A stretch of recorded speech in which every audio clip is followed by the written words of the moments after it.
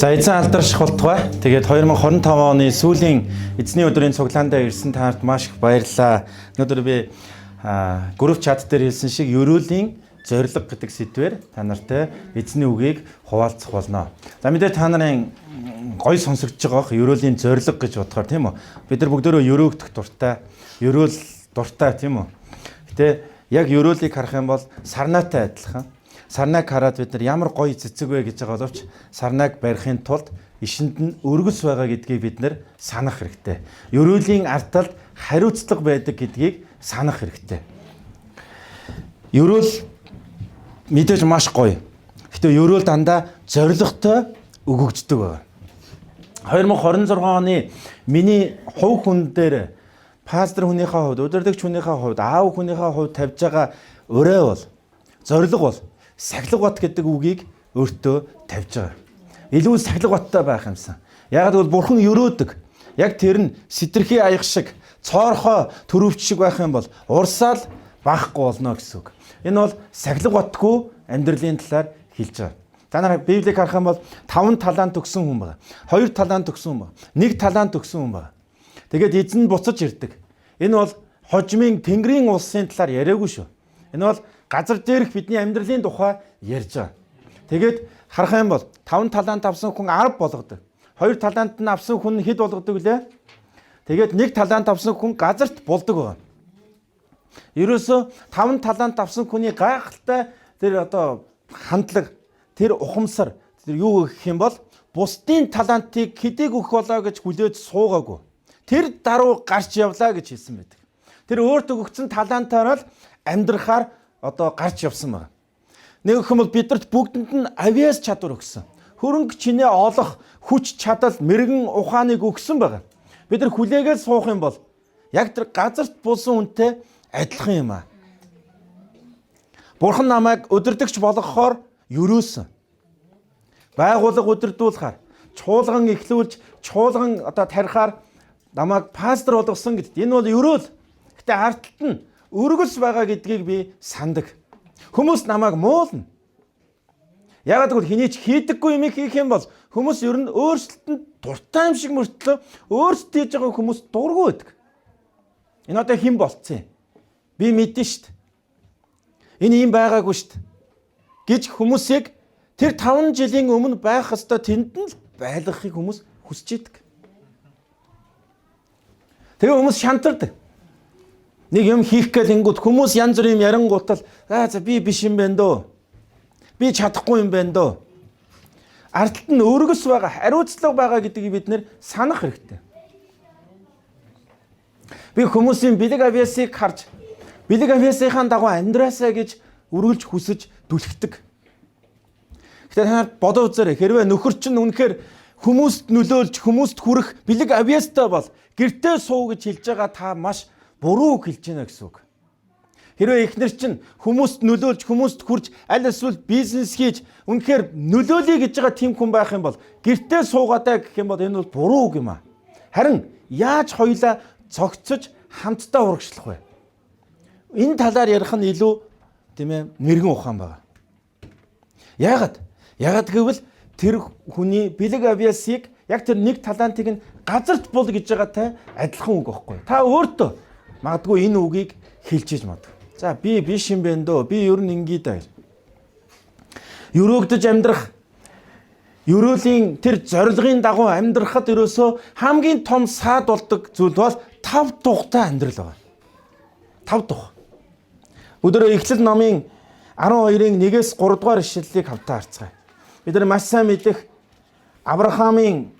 Авраамыг бурхан дуудсан дуудлагын талаар гардаг тийм үү? Эхлэл номын 12-ын 1-ээс 3. За, тэгээд эзэн Авраамд айлдахдаа бурхан түүнтэй ярьсан байна. Чи их нутгаас төрлүүдээс мөн эцгийнхаа гэрээс гарч чамд миний харуулах нутаг руу явагдсан. Чамаас би агуу үндэстнийг гаргаж, чамайг бас би өрөөн, чиний алдрыг би агуу болгоно. Чи тэгээд ерөөл болтугай. Чамайг ерөөгчдийг би ерөөж, чамайг хараагчийг би хараана. Газар дэлхийн бүх овог чамаар ерөөгдөх болно гэж хэлсэн байна. Эзний үгийг бүгдээрээ хамтдаа харцгаая. Авраамыг бурхан агуу болгож, Авраамыг бурхан алдар нэртэй болгож, Авраамыг бурхан хангаж өгөх нь бурханы зорилго байгаагүй. Харин түүгээр улс үндэстнүүдийг өрөөхийг хүсэжсэн байна. Гэхдээ олон теологч нар хэлдэг. 12 дугаар бүлэг ингэж эхэлж байгаа боловч 11 дугаар бүлэг дээр Авраамын эхнэр аав Авраам, яг энэ бол Авраам байгаа тийм үү? Авраамын эцэг Тера энд нас барж байгаа. Олон теологч нар хэлэхдээ яг үндэ бол энэ дуудлагыг Авраамын аавд нь өгсөн гэж хэлдэг. Харин аав нь яасан гэвэл тэнд амьдран суухаар шийдсэн байна. Нэг өрхөм бол 5 тухыг амьдралынхаа зорилго болгосон. 5 тух хэрэгтэй. Тэгээ сайн ажиллахын тулд, сайн амьдрахын тулд хүнд 5 тух хэрэгтэй. Гэтэ тэр нь зорилготой байх хэрэгтэй. Сайхан тухтай гэр орон хэрэгтэй. Сайхан тухтай ордер хэрэгтэй. Яг бол сайн амрахын тулд. Гэхдээ тэр нь зорилго болох юм бол тэгээд тэр хүн таланттай газарт болж байгаа хүнтэй адилхан юм аа. Сайн ажил, сайн байр суурь, сайн цалин хүнд хэрэгтэй.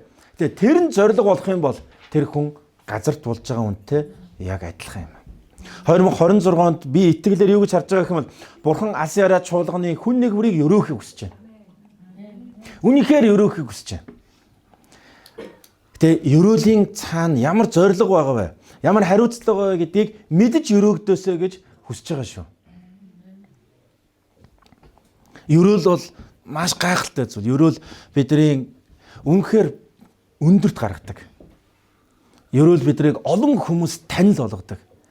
Өрөөл бидний бэлэг авиас чадварыг маань тийм ээ бүр тесрэх тийм ээ хэмжээнд нөлөөлөхөөр тийм хүчрхэг болгодог. Гэхдээ энэ болгоны арталд хариуцлага байгаа гэдгийг санаасаа гэж үзэж байна. Сургаалт төгсийн 10-22 дугаар ишлэлийг харцгаая. Би энэ ишлэлийг баг анх уншаад дахин харж ирсэн. Ийм бүх бэд юм багтаа гэж. Ингэж хэлсэн ба эзний өрөөл баяжуулдаг гэж хэлсэн. Тэгээд зовлон зүдүр үл нэмнэ гэж хэлсэн байна. Нэр хэмэл эзэн өрөөхөд ирж байгаа эрсдэл, эзэн өрөөхөд ирж байгаа хариуцлага, эзэн өрөөхөд ирж байгаа асуудлууд нь яг өндөө бидэрт зовлон биш харин хүчрхэгжүүлэлт болдгоо гэсэн үг. Өдөр хамтдаа 1-р Шастар номын 29-р бүлэг рүү хамтдаа очицгаая. Энэ бол Давид хааны хамгийн сүүлийн бурханд талархсан талархал байна. 1-р Шастар 29-р бүлэг. Давид эзний өргөөг барихыг хүсчихсэн. Давид бол өрөөлийн зорилгыг маш сайн мэддэг хүн байсан. Тэр намайг өндөрт гаргасан, тэр намайг өрөөсөн, тэр намайг хаан болгосон. Энэ зорилготой гэдгийг маш сайн мэдчихсэн. Тийм учраас 10 дугаар ишлээс ингэж хэлсэн. Ингээд Давид бүх чуулганы нүдэн дээр эзнийг талархан магтахдаа бидний эцэг өвг Израилийн бурхан эзэн та мөнхийн мөнхөд магтагдах болтугай. Өө эзэн минь тэнгэрт болоод газар дээрх бүх юмс таних учир агуу сүр хүч чадал яруу алдар ялалт цог жавхлан таних билээ гэж хэлсэн байна. Давидын хувьд ерөөсөө юуг мэдчихсэн бэ гэвэл тэр тэнгэр газар дээрх бүх юмс бурхных гэдгийг мэдчихсэн. Бурхнаас ирдэг. Энэ бурхных. Тэгээд юу гэж хэлсэн бэ гэвэл 12 дугаар цааш харах юм бол та бүхний дээр эрхэмдээ тэргүүн тул хаанчлал таних бүх зүйлийг бурхан захирч байдаг гэдгийг тэр мэддэг байсан. Тэгэд эд баялаг, алдар хүндлэл аль аль нь танаас ирдэг ба та бүхнийг захирдаг. Таны моторт эрх мэдэл, хүч чадал байдаг бөгөөд агуу болгох хийгээд хүчрхжүүлэх нь таны моторт атгаастай байдгаа гэж хэлсэн. Олон хүмүүс гэр бүлд ямар хэдэх хүүхэд, ямар эцэг ихтэй байснаас шалтгаалаад жоох юм алдар нэрийн талаар буруу ойлголттой байдаг. Энэ хүн одоо маш бардам хүн. Гэтэл Библиэд маш олон газар алдар нэрийн талаар хэлсэн байна. Гэтэ зөв ойлголт нь бол бурхантай дандаа хамт. Бурхан агуу шүү. Тэр алдар нэрийг зорилгоо болгож байгаагүй. Харин бурхан агуу учраас тэр өөрийнхөө хүмүүсийн өгж байгаа хүндлэл, хүмүүсийн өгж байгаа хүлээн зөвшөөрөл, хүмүүсийн өргөж байгаа магтаал сайшаалаар дандаа яасан бэ бол бурханыг өндөрт өргөсөн байна. Тэгээ цаашаа харах юм бол тиймээс бурхан минь ээ бид танд талархаж таны яруу алдарт нэрийг магтъя. Гэхдээ би хэн болоод миний ард түмэн юу болоод ийхүү сайн дураар өргөж чадсан бэ? Учир нь бүх зүйл танаас бөгөөд таны мутраас бид танд өгсөн юм аа. За одоо Давид ганцаараа хүчрэгдсэн тухай, ганцаараа хаан болж өндөрт өргөгдсөн тухай биш. Харин бурхан Израилийн ард түмнийг өргөсөн тухай хэлж байна. Хангасан тухай хэлж байна. Юрөөсөн тухай хэлж байна. Тийм учраас өргөж чадсан юм аа гэдгийг хэлж байгаа маа. Тэгээ нэг чухал юм байгаа энд. Давид үргэлж хаанаас эхэлсэн бэ гэдгээ, хэн байсан бэ гэдгээ мартдаггүй байсан баг. Энд дээр хэлсэн байгааз би хэн болоод миний ард түмэн юу болоод ийхүү сайн дураар өргөж чадсан бэ? Бид нар хэдхэн 7 хоногийн өмнө Гидеоны тухай сурсан тийм үү? Медианчууд яг ургац сураах үеэр ирээл бүгдийг хамаа явчихдаг. Юу ч үлдээхгүй. Яг энэ түүхтэй Давидын амьдрал ойрхон байхгүй юу? Саулын үед ч гэсэн тэд нар маш хүнд хэцүү амьдралыг туулдаг байсан. Харин Давидын үед тэд нар хүчрхэгдсэн, өрөөгдсөн, эдийн засгийн хувьд маш хүчрхэг улс үндэстэн болсон. Тэгээд ирээ үжилж байгаа ард түмэн энэ бүхэн бурхнаас юм шүү. Израилийн ард түмнийг Египтээс гараад цөлөөр яваад амлалтын газар орох үед Мосегоор дамжуулан Дэд хул номон дээр ингэж хэд хэд удаа хэлсэн мэт. Та нар өндөр байшин барилгатай болно. Та нар өөрийн гэсэн эд баялаг, мал адгуус бүх юмтай болно. Харин эзэн бурхнаа мартуузай гэж олонтой хэлсэн мэт. Бид ер нь марцдаг. Бид нар хэн байснаа мартдаг. Ямар байснаа бид нар мартдаг. Мартдаг хүн бол бардан болдог. Яа тэгвэл өөрийгөө тийм байсан гэж бодоод байгаа байхгүй. Би ер нь мундаг шүү. Би ер нь чухал шүү. Би ер нь ийм байсан гэж бодоод. Гэтэ бид нар тийм байгаагүй. Бурхан биднийг өрөөссөн учраас бид нар хүчрхэгчдэг. Амен. Цаашаа харах юм бол бид бүх эцэг өвгдийнхөө адил таны өмнө ирмэл хүмүүс бөгөөд төр суугчд билээ. Дэлхий дээрх өдрүүд маа сүүдэр адил бөгөөд ямар ч найдвар алга. Энэ амьдралын тухай хэлж байгаа. Ерөөлийн зорилгыг ойлгосон хүн бол энэ хугацаатай. Бид нар богнохон амьдрна. Тийм ээ. Бид нар юу ч авч чадахгүй. Тэгээд дараад нь 16 дугаар эшлэл харах юм бол бурхан эзэн минь таны ариун нэр зориулан танд өргөө барихаар бидний бэлтгэсэн энэ үлэмжих юмс бүгдөө таны мутраас бүгд таних билээ гэж хэлсэн. Одоо Давид яаж вэ? Ерөөлийн зорилгыг ойлгосон хүн бол өв үлдээж байгаа. Өв үлдээж байгаа. Зүгээр нэг өөрөө мундаг амьдраад дуусах биш. Зүгээр нэг өөрөө өрөөгдөд амьдраад дуусах биш. Дараа үеэ өрөөхөөр өв үлдээж байгаа. Ингэж хүчрхэгжүүлж байгаа зорилго маань тийм ээ? Өв үлдээхийн төлөө шүү. Ингэж бурхан өрөөсний зорилго нь өөр хүмүүсийг өрөөхийн тулд байгаа шүү гэдгийг Давид санаж байна. Бурханы гайхамшигтай хангамж энэ өрөөлийн талаар алдартай хүмүүсийн хэлсэн юм хэдэн үг байна. Хадсон Тейлор гэж Хятадын илгээлтийн эцэг гэж дуудагдсан энэ хүний хэлсэн үг. Бурханы ажлыг бурханы аргаар хийвэл бурханы хангалт хизээж дутахгүй гэж хэлсэн байна. Бурханы арга замаар, бурханы аргаар, тийм ээ, бурханы ажлыг хийх юм бол дутахгүй, үргэлж хангагдана. Джон Весли гэж Английн сүнсний сэргэлтэнд удирдсан бурханы хүн ингэж хэлсэн байна. Чадах бүх сайн зүйлсээ хий. Боломжтой бүхнээ өг. Бурхан чамайг хангана гэж хэлсэн байна.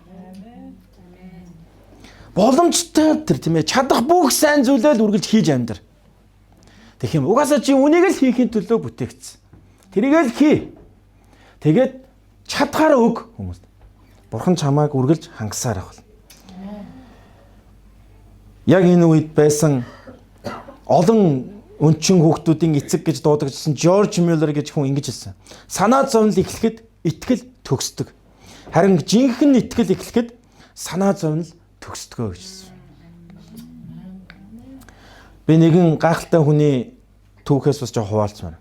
Энэ бол гангийн Америк нэгдсэн улсын гангийн үйлдвэрийн одоо маш том төлөөлөгч магнат Эндрю Карнеги гэж хүн байна. Энэ хүний талаар хэлсэн хэд хэдэн түүний өөрийнх нь хэлсэн хэд хэдэн чухал амьдралын талаарх философик хуваалцмаар. Яг өнөөдрийн номлолтой холбоотой. Эндрю Карнеги маш тарчигхан амьдралд өссөн. Маш ядуу зүдүү амьдралд өссөн. Тэр тэгтээ ерөөсө Америк нэгдсэн улсын бүр номер 1 тийм ээ санхүүгийн одоо эзэлжсэн тэр бунтан одоо маш том өндөр бизнесмен хүмүүс.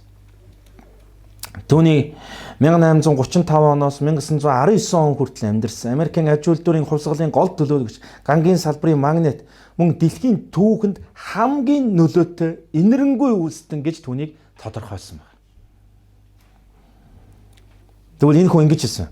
Амжилттай байх нууц нь юр бусын чадварт бас харин энгийн зүйлийг онцгой сайн хийхэд оршдгоо гэж хэлсэн байна. Нэг юм бол хамгийн сайнаараа амьдраа. Хамгийн сайнаараа амьдр. Эн чинь ямар ч агуу чадвараас илүү чамайг өндөрт өргөх болно. Эндрю Карнегийн бас нэг ингэж хэлсэн. Амьдралын зорилго. Амьдралын зорилго нь зөвхөн мөнгө олоход бас бусдад үнцэн бүтээхэд оршдог юм а гэж хэлсэн байна. Ер нь би зүгээр бодохдоо бурхан хүний зөв үзэл бодол, зөв хандлага сэтлийг маш хардаг гэж итгэдэг. Тэр хүн бурханыг магадгүй сайн мэдэхгүй байж болно. Тэгвэл тэр хүн амьдралын талаарх зөв үзэл бодолтой, зөв тийм ээ үнд зүйлтэй байх үед үнэхээр амьдрал түүнийг бурханы өгдөг ерөөл дагдаг гэж итгэдэг. Тэгвэл ерөөл ямар зорилгоор биднэрт өгөгддөг вэ? Би өнөөдөр 4 зүйлийг наадад товчхон хаалцсан. Нэгдүгээрт нь бид нар бурханыг халтаршуулахын төлөө бурхан биднийг ерөөдөг юм аа. Нэг гэх юм бол нэмэлт бонус واخгүй юу? Нэмэлт бурханы хүч واخгүй юу? Бурханы таалал واخгүй юу? Бид нар өөрөөхөө бол боломжгүй. Нэр гэх юм бол яг энэ Эндрю Карнегиг бурхан өргөөд тэр зөв үзэл, зөв хандлагатай залуу өргөөд тийм ээ Америкийн нэгдсэн улсыг өрөөж байгаа нь бусад улс үндэстнийг өрөөхийг хүсэж байгаа байхгүй бурхан. Ерөөсөө л эцсийн зорилго нь бурхан томоор харж байгаа учраас магадгүй тухайн үедээ хүн тэгэж том харж чадахгүй байж болно. Тэгвэл түүнд нь зөв хандлага сэдэлтэй байх үед бурхан түүнийг ерөөсөн. Матай 5:16 дугаар ишлэл бидний маш сайн мэддэг манай чуулганы өрөө ишлэлүүд тийм үү? Хүмүүс та нарын сайн үлсийг хараад тэнгэр дэх эцгийг чинь алдаршуулахын тулд та нарын гэрэл тэдний өмнө тийнхүү гэрэлтгэ гэж хэлсэн. Сайн үлс гэрэлтдэг. Яг бол сайн үлс гэдэг бол бусадтай жирийн адилхан байх тухай биш байхгүй юу? Бусдаас илүү байх тухай хэлж байгаа юм аа. Энэ бол үйлчлэх хандлагын тухай хэлж байгаа. Нэг гэх юм бол хичээнгүй байх талаар хэлж байгаа. Та нар ийм зүйл, ийм итгэл үнэмшил бити хурдагдаасаа гэж бодчих. Бурхан өгсөн. Энэ бүгдийг бурхан ивээс. Зүгээр ээжсэн чил бурхан өгцөн гэ. Тийм байдаггүй. Бурханы ерөөл, бурханы хангамж, бидний оролцоо, хичээл зүтгэл, залбирал, тийм ээ, залхуурахгүйгээр хичээнгүй амьдарч байгаатай маш холбоотой байдаг. Аврал бол бид нар итгэлээр хүлээж авсан. Харин ерөөл бол биднээс маш их шалтгаалт юм аа. Библиэр дүүрэн энэ жишээ байгаа. Библиэр дүүрэн энэ жишээ байгаа шүү. Тийм учраас бурхан өгсөн. За бүгдөө энэ эргэн тойрны сайхан чимэглэл өнөөдөр хүүхдийн цуглаан 2 цагаас болох гээд ингээд бэлэг мэлгээ бэлдсэн байгаа. Энэ бүгд бурхан өгсөн. Дээрээс буугаад ирсэн шүү дээ. Тэл байжсэн ч өгсөн шүү дээ. Энэ бүгдэнд нь энэ бэлгэн дотор та нар бэлэг бэлдэхдээ бүгдөө мөнгөөр худалдаж авсан. Тэр мөнгө бүгдөө нэг мэдсэн чинь төрөвчин ч ороод ирсэн нөө. Үгүй та нар хөдөлмөрлсөн. Энэ бүх чимэглэлийг оюун ухаанаа ашиглан, гараа ашиглан тийм ээ хамтдаа бүтээсэн учраас өнөөдөр бидний орчин тойрон гоё байгаа. Өглөө бид нар орж ирэхэд хэдийгээр одоо цас орж байгаа гэсэн манай баатраа маань цасаа хичээнгүлэн цэвэрлсэн учраас арайч бас цастаа орж ирээгүй тийм үү? Гоё цэвэрлсэн замаар орж ирсэн. Энэ жижигхэн зүйл үргэлж биднийг яадаг гэх юм бол одоо байгаагаас минь дараагийн төвшөнд гаргаж идэг юм аа. Амен. Тийм учраас бид нар сайн үйлсээрээ үргэлж бурхныг алдаршуулж гэрэлтэж амьдраасаа гэж бурхан биднээс хүсэж идэг. Хоёрдугаарт нь ерөөлийн зорилго бол бусдыг ерөөхийн төлөө юм аа. Бид нар бүгдэнд нь авиас чадвар байгаа. Нөөц боломжууд байгаа. Бид нар бусдыг ерөөгөөсэй гэж хүсэж байгаа юм. Бурхан. Ер нь Библиэд ингэж хэлсэн шүү дээ. Та нар агуу захирамжийг биелүүлж явж байхдаа нэг зүйлийг үргэлж санаарай. Тэрний үг нь ядуусыг үргэлж санаж байгаарай гэсэн. Есүс хүртэл үйлчлэл хийж явах үед ядуу хүн таарч байсан. Тэгэд дагалдагч нартай юу гэжсэн бэл ядуу хүмүүс үргэлж байх болно. Та нар санаарай. туслаарай. Ядуу хүмүүс бидний эргэн тойронд байгаа бол бид нэр тэр хүнийг өрөөж туслахын төлөө байгаа шүү гэдгийг бити мартаасаа гэж үзэж байна. Ер нь бид нар маш их тийм логик дуртай. Хүмүүс бид нар ингээд ядуу амьдарч байгаа, хүнд хэцүү амьдарч байгаа. Тэрнээс болсон, эннээс болсон. Библи төрөлтөгдөж дээ өвчтөе хүний. Энэ дагалдагч асууд. Энэ хүн юунаас болоод ингээ өвчтөе болчихваа. Ээж аав нь буруу зүйл хийсэн учраас уу гэд. Бид нар ер нь ийм шалтгаан хайдаг. Харин бид нар зүгээр л туслаасаа. Чадхаараа. Дэмжээсэй. Монголчууд их гоё сэтгэлгээтэй байсан. Тийм ч учраас ер нь одоо тийм дороо буура байгаагүй гэдэгт итгэдэг. Монголчууд ер нь ингэж ямар ч гачигдал дутагдaltaй байсан өгөх хүн ганцаасаа гэдэг. Өгөхийг хүсчихвэл ганцаасаа өгдөг байсан. Бид 2026 онд илүү их өгөх хандлагыг өөртөө бий болгоосаа гэж үзэж байна. Илүү их өгөөмөр хандлагыг бий болгож, бурхан харин яаж хангаж өгдгийг хараасаа гэж үзэж байна. Байхгүй. Тийм ээ. Надад бас үйлчлэгийг явж байхгүй зөндөө байсан. Гэтэ би сурсан зүйл нь яг байгаа юм шиг талархаж сурсан. Баярлаа хоолнд даасанд. Баярлаа сайхан хоолоор дайсанд. Би эндээс юу сурсан юм бол хандлага хүртэл төлбөр төлдөг гэдэг. Байхгүй сайхан талархаж сур. Тэгэл би нэг пастортай хамт сайхан үйлчлэлээр явжсэн чинь би төлөхгүй юу. Гэсэн чинь завна пастраа дандаа бити ингээ. Яагтгүй би авах хандлагатай болчихгүй гэж айж байна гэсэн. Энэ авах хандлага гэдэг бол маш аюултай. Ер нь бид нэр байхгүй, болохгүй ингэж их ярина гэдэг бол тийм сайн зүйл биш шүү. Бага. Өгөх зүйл байгаа шүү. Хуваалцах зүйл байгаа. Бид нар л өөрсдөө байхгүй гэж харж байгаа. Бусдыг өрөөгөр туслаарай. 2026 оны сүүлийн бүтэн сая өдрийн эзний өдөр ирэхэд та нар талархлын үргэлүүдээр цуглаандаа бүтэн цагаар үйлчилж байгаа хүмүүсээ бүр ингээд өрөөгөр заяа. Баярлаа. Нэг жилийн турш итгэмжтэй үйлчилсэнд баярлаа гэд өрөөдөг байгаасаа гэж үзэж байна. Үнэхээр эзэнд үйлчилж байгаа хүмүүсийг та нар үнэхээр за болий. Эзэнд үйлчлэх нь хэцүү юм байна. Ер нь ажил хий, мөнгө олъё. Ингэж явъя гэдэг ийм шийдвэр битгий гаргуулаасаа гэж үзэж байна. Үнэхээр титгэдэг, өрөөдөг тийм хүмүүс байгаасаа гэж үзэж байна. Амен. 3 дугаарт нь нийгэмдээ сайн сайхныг хийж бүтээхийн төлөө Бурхан биднийг өрөөд юм аа. Би өрөөлийн зорилгын талаар яриад байгаа шүү. Өргөс цаана хариуцлага байгаа гэдгийг мэдэж сарнаа цэцгийг аваарай. Нийгэмдээ сайн сайхныг хийж бүтээгээрэй. Нэг юм бол Эфесийн 2:10 дээр ингэж хэлсэн. Учир нь бид сайн үйлсийн төлөө Христ Есүс дотор бүтээгдсэн түүний бүтээлмөн биднийг эдгээрийн дотор яваасаа гэж Бурхан урдаас бэлтгэсэн гэж хэлсэн. Биднийг авраад биднийг анх яах гэж бүтээгдсэн тэр зорилгоор маань Бурхан биднийг өөрчлөн шинжилсэн. Сайн үйлсийн төлөө Христ Есүс дотор бүтээгдсэн түүний бүтээлмөн. Энэ Эндрю Карнеги гэдэг энэ хүний нэг алдартай хэлсэн үг гэдэг юм лээ. Би эд баялагтайгаа хамтдаа нас барах юм бол энэ шиг ичгүүртэй амьдрал гэж байхгүй гэд бүгдийг нөгөөд дуусгасан юм лээ. Тийм учраас хамгийн инэрэнгүү одоо үзэлтэн гэж ярьд юм лээ. Тэр өста эмнэлэг, сургууль, ерөөсө сүм чуулган маш их тараасан баа шүү дээ. Та зүгээр судлаа үзээрэй. Бүр яста арайч ингэж өгч болох юм уу гэмээр өгсөн баг. Юу ч байхгүй болтлоо гэсэн. Яагаад гэвэл тэр Бурхны зорилгыг мэддэг байхгүй. Нийгэмдээ сайн сайхныг хийж бүтээгэр. Би чадахгүй. Би боломжгүй. Би тийм тэр гомтон биш шүү дээ. Би тийм боломжгүй шүү дээ. Та 2026 онд үнэхээр хүсэж мөрөөдөж байгаа бол Бурхан руу хандан залбираарай. Бурхан би нэг ийм юм хийчмээр байна. Бурхан ингээд нэг хүмүүст хүрчмээр байна. Ингээд нэг тиймээ дараа үеийнхандаа би нөлөөлчмөр байна. Нөлөөлтөө шүү. Үнэхээр нөлөөлдөг. Тэгээс тэрийг бид нар бодож мөрөөдж байгаа бол залбирж эхлэесэй гэж бодож байгаа байхгүй.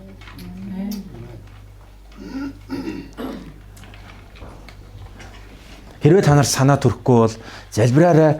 Хэрвээ боломжтой бол ирээд уулзаарай заяа. Надад зөндөө санаа байна. Ингэч юмсан. Зүгээр л маш энгийн хийж чадах зүйл бол бидний тэр бум модод гэдэг төсөлд оролцчмаар хамт. Хашаанаасаа эхлэмээр байна. Амен. Би нэг мод тарьж гэж өөр хүүхдүүдэд маш том өв үлдээж байгаа байхгүй юу? Өнөөдөр коронавигийн үеэр бид нар хамтдаа мод тарьсан ямар өндөр ургаад өнөөдөр маш гоё болж байгааг харж байгаа.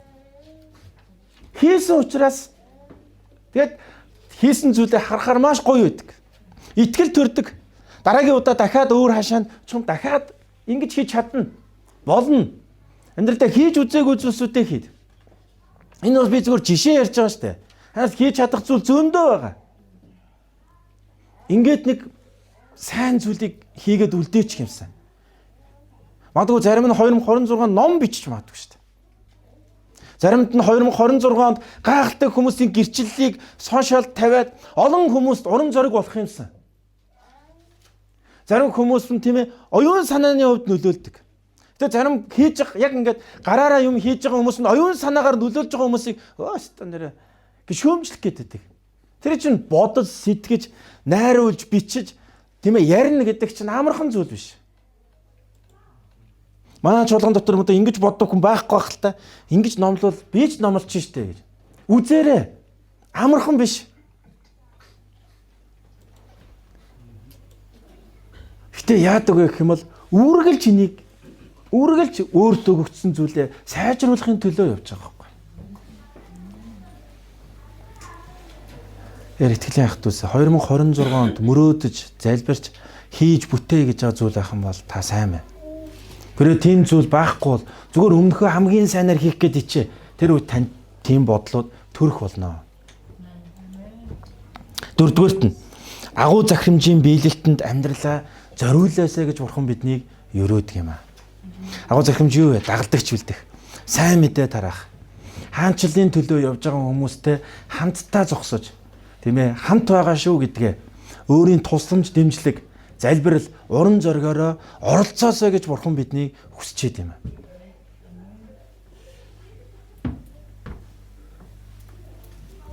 Би энэ тал дээр жоохон элементарны зүйл хуваалцмаар. Ер нь манай Монголд гэх юм уу бидний иргэн тойронд юм нэг юм илэрхийлэл маш бага ер нь. Би ер нь юм хийгээд ингэ явж байхад илэрхийлэл маш багтай байдаг.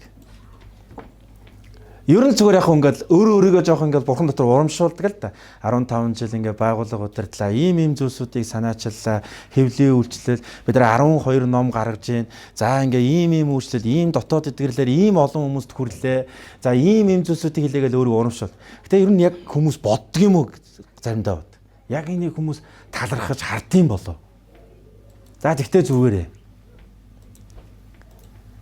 Бид нар хараад зогсохгүй. Өөрсдөө бид нар оролцмоор байна. Амен.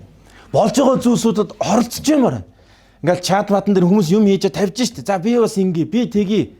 Би энд нь оролцъё. Би энд нь хамт бай. Би энүүгээр дэмжиж. Би энэ үед нь очиод хийлцъя. Энэ оролцоо гэдэг маш чухал юм аа.